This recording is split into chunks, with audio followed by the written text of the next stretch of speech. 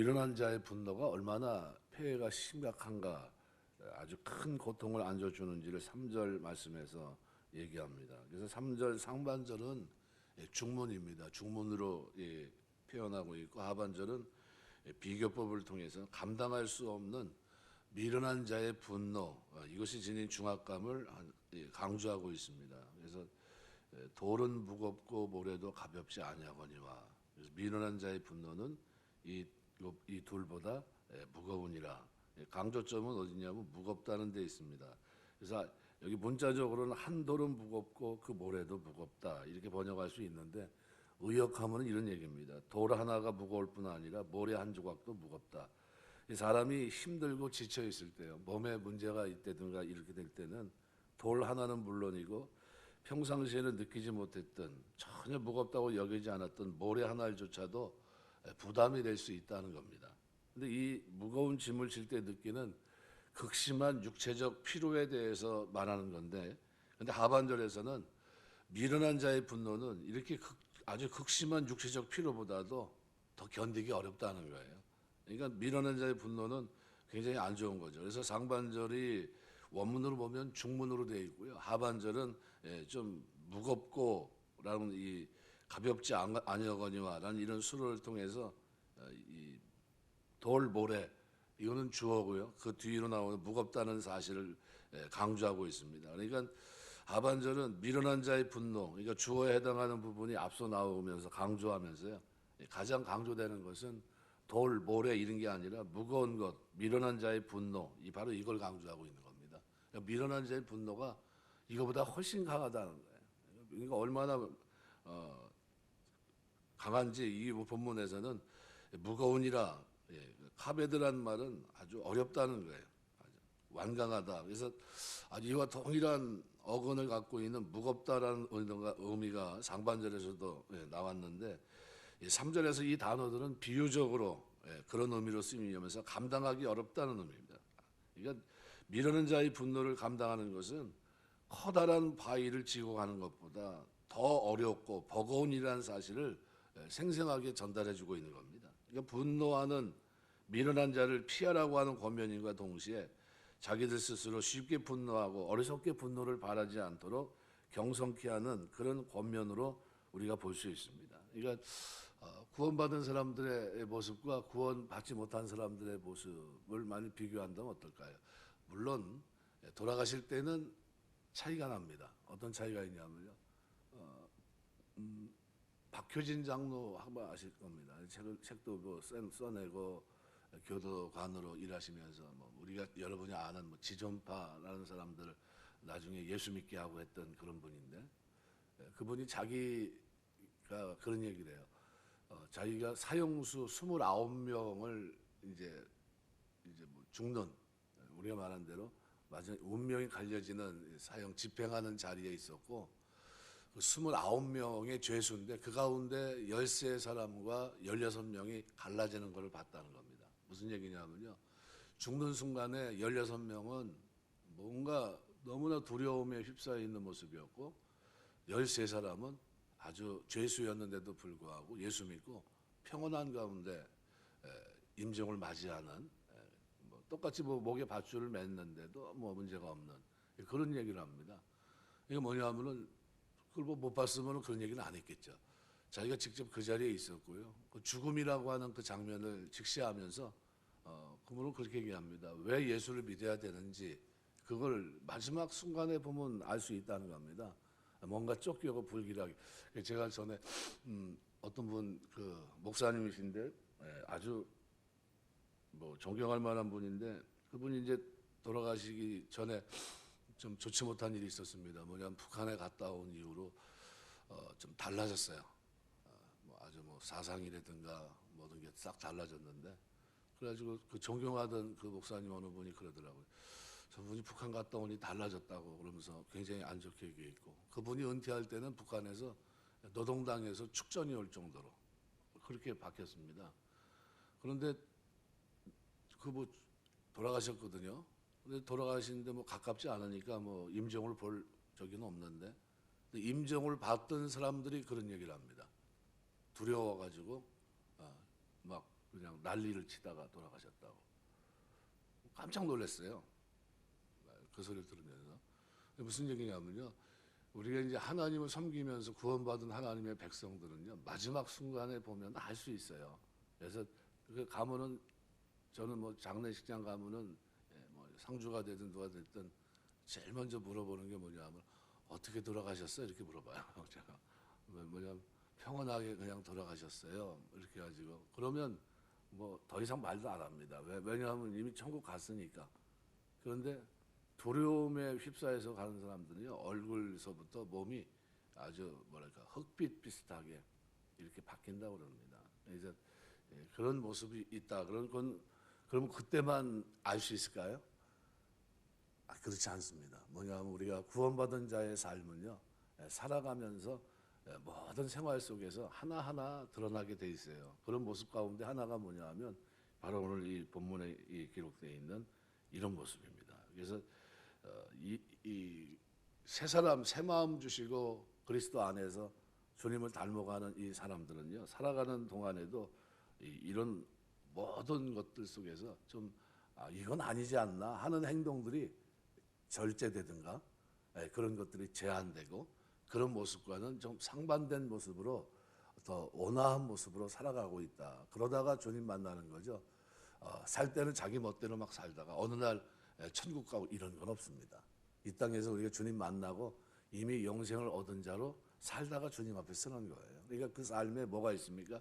말씀을 쫓아가는 삶, 주님과 동행하는 삶, 그 속에서 나를 낮추고 절제하는 삶, 이런 모든 것들이 그 안에 담겨져 있다. 구원받은 자의 삶은 다릅니다. 그래서 4절에 보면요, 이건 아주 좀 더 4절은 좀 더, 상반절은 또 중문으로 되어 있고요, 하반절은 수사의문문으로 되어 있습니다. 그러니까 상반절에 부는 잔인하고 노는 창수 같거니와, 그러니까 분의 잔인함과 노의 범람, 창수 같거니와라고 표현되어 있는데요. 이건 홍수, 범람, 뭐 맹렬함 이런 뜻입니다. 그러니까 맹렬한 기세로 덮치는 강물의 범람은 인간이 어찌할 수 없습니다. 넘어오는데요, 어떻게 감당합니까? 인간의 제어 능력을 완전히 벗어난 겁니다. 그런데 부는 잔인하고 노가 창수 같다는 이 표현을 통해서 잔혹스럽고 극에 달한 분노를 표현하고 있는데, 이것은 도저히 다스릴 수 없고 지극히 압도적인 기세로 덮치는 분노의 파괴적인 성향을 그대로 보여줍니다. 근데 이것은 일면 이처럼 파괴적인 결과를 초래하는 분노를 자제할 것을 권면한 것으로 이해할 수 있지만, 타인으로 하여금 그러한 분노의 감정을 일으키지 않도록 노력해야 된다는 이런 권면도 담고 있는 겁니다. 그러면 하반절은 근데 이러한 분노보다 더한 파괴력을 발휘하는 것이 하나 더 있다는 거예요. 수사 의문문을 통해서 그걸 강조합니다. 그러면서 뭐라고 얘기하면 투기 앞에 누가 서리요라는 거예요. 시기, 우리가 쉽게 말하는 투기. 그러니까 투기가 주는 파괴적인 영향력은 아주 강력하다는 거예요. 그래서 수사 의문문을 통해서 이거를 효과적으로 전달합니다. 그러니까 투기 앞에 설 수 있는 자는 아무도 없다는 거예요. 그러니까 부는 잔인하고 노는 창수하거니와 그것도 감당할 수 없는데, 시기, 투기는 말할 것도 없다는 겁니다.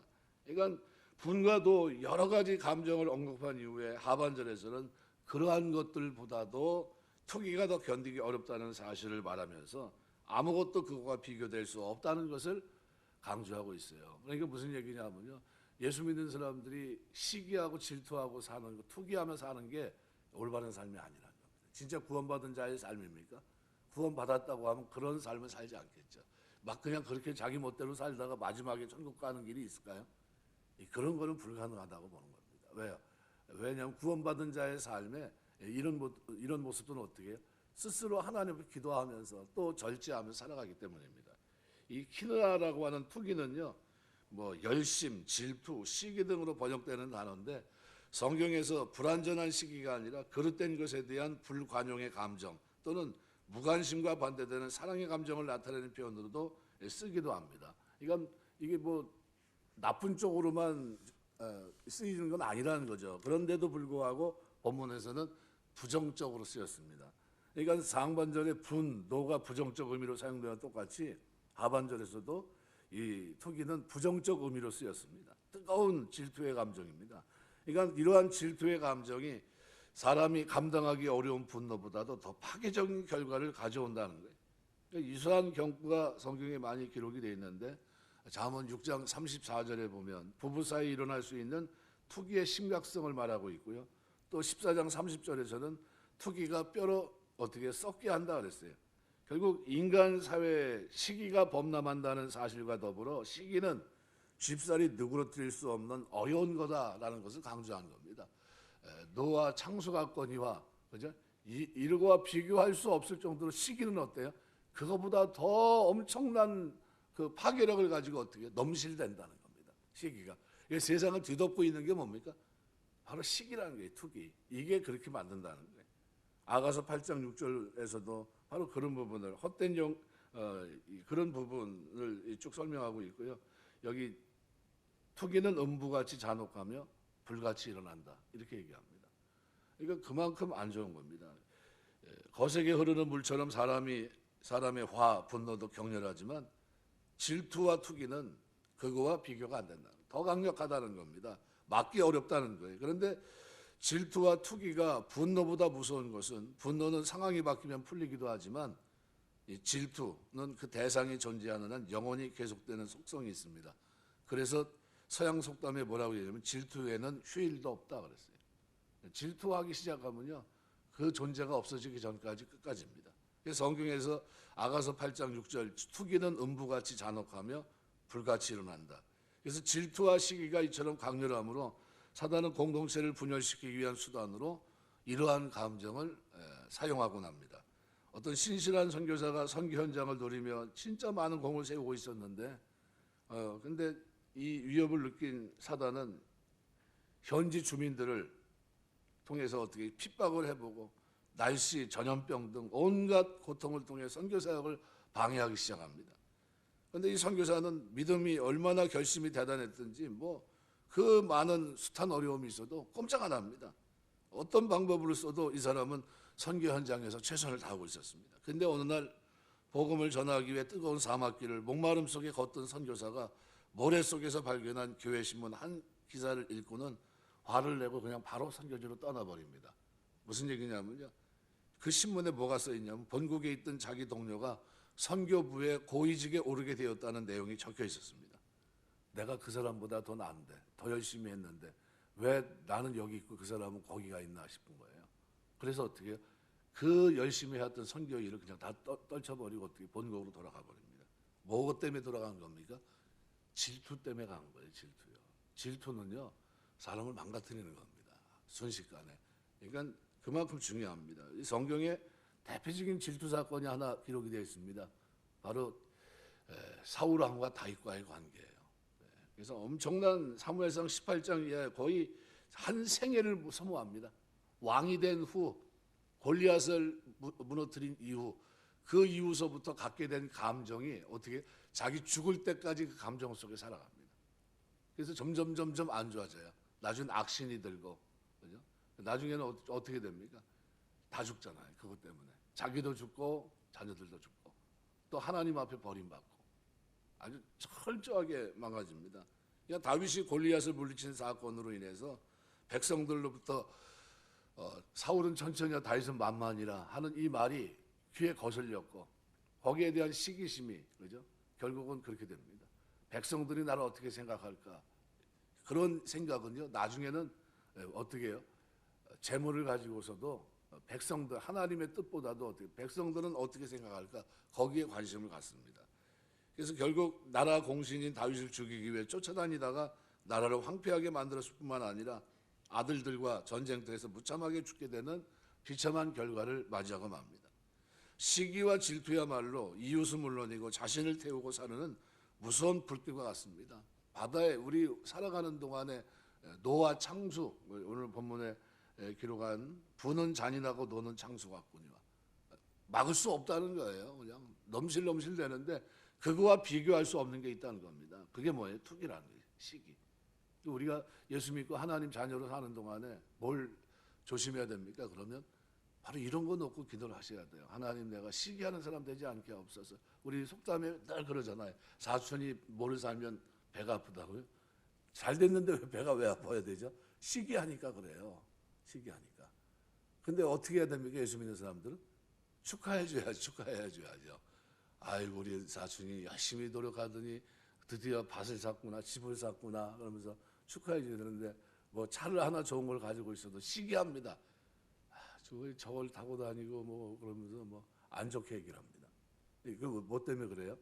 축하해 줄 수 있는 그 마음이 열려 있지 못하니까 그래요. 그러니까 그게 뭐가 문제냐면 구원받은 자에 맞는 아름다운 삶의 모습이 우리 속에 자꾸 만들어져 가야 되는데 그러지 못하는 겁니다. 그래서 너무나 중요합니다. 그래서 오늘 시기와 질투야말로 이웃은 물론이고 자신을 무너뜨리는 것이고요.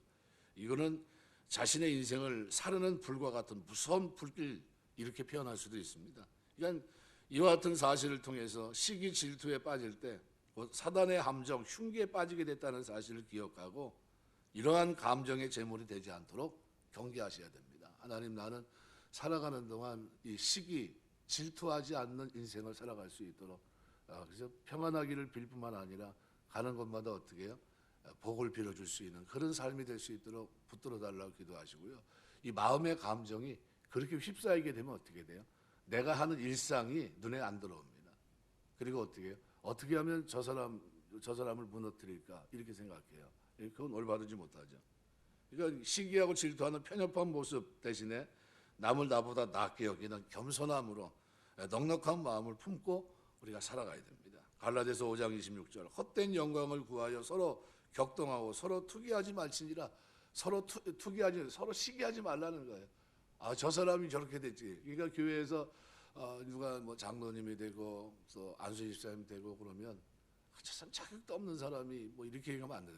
권사님이 됐는데 자격도 없는 사람이 이런 게 아니라 우리 교회는 당회에서 이렇게 결정을 해서 또 투표도 하고 이렇게 이제 진행을 하게 될 텐데 그럼 뭐든 좀 어떻게 해야 됩니까?